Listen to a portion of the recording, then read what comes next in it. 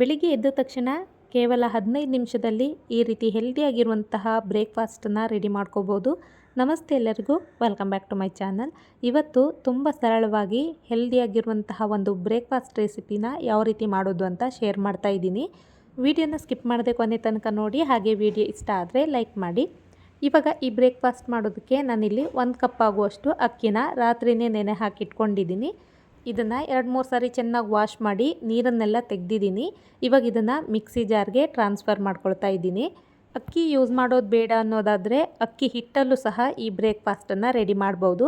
ಇವಾಗ ಇದಕ್ಕೆ ಸ್ವಲ್ಪ ನೀರು ಹಾಕಿ ಗ್ರೈಂಡ್ ಮಾಡ್ಕೊಳ್ತಾ ಇದ್ದೀನಿ. ಸ್ಮೂತಾಗಿ ಇದನ್ನು ಪೇಸ್ಟ್ ಮಾಡ್ಕೋಬೇಕು. ಇವಾಗ ಇದನ್ನು ಒಂದು ಬೌಲ್ಗೆ ಟ್ರಾನ್ಸ್ಫರ್ ಮಾಡ್ಕೊಳ್ತಾ ಇದ್ದೀನಿ.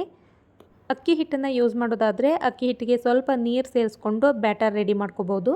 ಇವಾಗ ಮಿಕ್ಸಿ ಜಾರ್ಗೆ ಸ್ವಲ್ಪ ನೀರು ಸೇರಿಸ್ಕೊಂಡು ಇದಕ್ಕೆ ಹಾಕ್ಕೊಂಡಿದ್ದೀನಿ.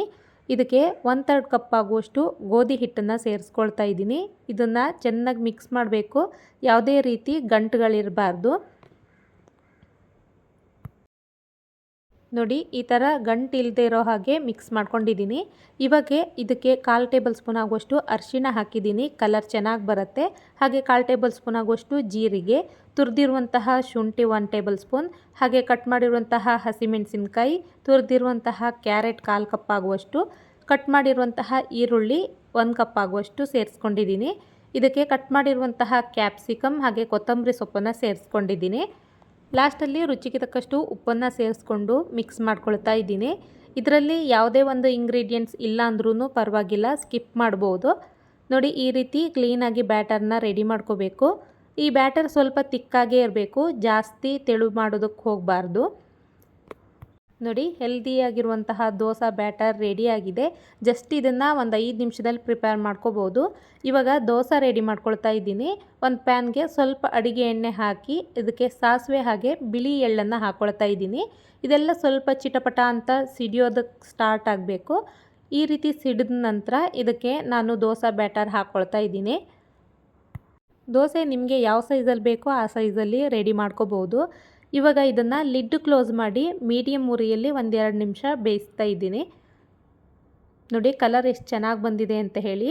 ಇದ್ರ ಮೇಲ್ಗಡೆ ಸ್ವಲ್ಪ ಅಡಿಗೆ ಎಣ್ಣೆನ ಹಾಕ್ಕೊಂಡು ಸಾಸಿವೆ ಹಾಗೆ ಬಿಳಿ ಎಳ್ಳನ್ನು ಹಾಕ್ಕೊಳ್ತಾ ಇದ್ದೀನಿ. ಇದನ್ನು ಇವಾಗ ಇನ್ನೊಂದು ಕಡೆ ಟರ್ನ್ ಮಾಡ್ಕೋಬೇಕು. ಈ ರೀತಿ ಪ್ರೆಸ್ ಮಾಡ್ಕೊಳ್ತಾ ಒಂದು ಸ್ವಲ್ಪ ಹೊತ್ತು ಇದನ್ನು ಬೇಯಿಸ್ಕೋಬೇಕು. ಜಸ್ಟ್ 1 ನಿಮಿಷ ಬೇಯಿಸಿದ್ರೆ ಸಾಕು. ಈ ದೋಸೆ ತುಂಬಾ ಸಾಫ್ಟಾಗಿ ಕೂಡ ಇರುತ್ತೆ, ಹಾಗೆ ಟೇಸ್ಟಿಯಾಗಿ ಕೂಡ ಇರುತ್ತೆ. ಖಂಡಿತ ಇದನ್ನು ಟ್ರೈ ಮಾಡಿ. ಅಕ್ಕಿ ಹಿಟ್ಟು, ಗೋಧಿ ಹಿಟ್ಟನ್ನು ಉಪಯೋಗಿಸಿ ಸಹ ಈ ರೀತಿ ದೋಸೆ ಮಾಡ್ಕೋಬೋದು. ನೋಡಿ, ಫೈನಲ್ ಆಗಿ ಹೆಲ್ದಿಯಾಗಿರುವಂತಹ ದೋಸೆ ರೆಡಿಯಾಗಿದೆ. ಇದೇ ರೀತಿ ಎಲ್ಲ ದೋಸೆಗಳನ್ನು ಸಹ ನಾನು ಪ್ರಿಪೇರ್ ಮಾಡ್ಕೊಳ್ತಾ ಇದ್ದೀನಿ. ಇದೇ ರೀತಿ ಇನ್ಸ್ಟೆಂಟಾಗಿ ಮಾಡುವಂತಹ ಸಾಕಷ್ಟು ದೋಸೆ ಹಾಗೆ ಇಡ್ಲಿ ರೆಸಿಪಿಗಳನ್ನು ಶೇರ್ ಮಾಡಿದ್ದೀನಿ. ಅದೆಲ್ಲವನ್ನು ಸಹ ನನ್ನ ಚಾನಲ್ನಲ್ಲಿ ನೋಡ್ಬೋದು. ನೀವಿನ್ನೂ ನನ್ನ ಚಾನಲ್ನ ಫಾಲೋ ಮಾಡಿಲ್ಲ ಅಂದರೆ ಇವಾಗಲೇ ಸಬ್ಸ್ಕ್ರೈಬ್ ಮಾಡ್ಕೊಳ್ಳಿ, ಹಾಗೆ ಫೇಸ್ಬುಕ್ಕಲ್ಲಿ ಫಾಲೋ ಮಾಡಿ. ಸಾಸಿವೆ ಹಾಗೆ ಎಳ್ಳು ಇಷ್ಟ ಇಲ್ಲ ಅನ್ನೋರು ಸ್ಕಿಪ್ ಮಾಡ್ಬೋದು, ಆದರೆ ತಿನ್ನುವಾಗ ಈ ಎಳ್ಳು ಬಾಯಿಗೆ ಸಿಗ್ತಾ ಇರುತ್ತೆ, ಟೇಸ್ಟು ತುಂಬಾ ಚೆನ್ನಾಗಿ ಬರುತ್ತೆ. ನೋಡಿ, ಕಲರ್ಫುಲ್ಲಾಗಿ ಬ್ರೇಕ್ಫಾಸ್ಟ್ ರೆಡಿಯಾಗಿದೆ. ನೋಡೋದಕ್ಕಷ್ಟೇ ಅಲ್ಲ, ಟೇಸ್ಟು ಕೂಡ ತುಂಬಾ ಚೆನ್ನಾಗಿರುತ್ತೆ. ಇದರ ಜೊತೆಗೆ ಯಾವುದೇ ಸೈಡ್ ಡಿಶ್ ಬೇಕು ಅಂತ ಇಲ್ಲ, ಹಾಗೇ ತಿನ್ಬೋದು. ನಿಮ್ಗೆ ಈ ರೆಸಿಪಿ ಇಷ್ಟ ಆದರೆ ಖಂಡಿತ ಟ್ರೈ ಮಾಡಿ. ನೋಡ್ತಾ ಇರ್ಬೋದು ದೋಸೆ ಎಷ್ಟು ಸಾಫ್ಟಾಗಿ ಬಂದಿದೆ ಅಂತ ಹೇಳಿ. ಕಮೆಂಟ್ ಮಾಡಿ ತಿಳಿಸಿ ಹೇಗಾಗಿದೆ ಅಂತ ಹೇಳಿ. Thanks for watching.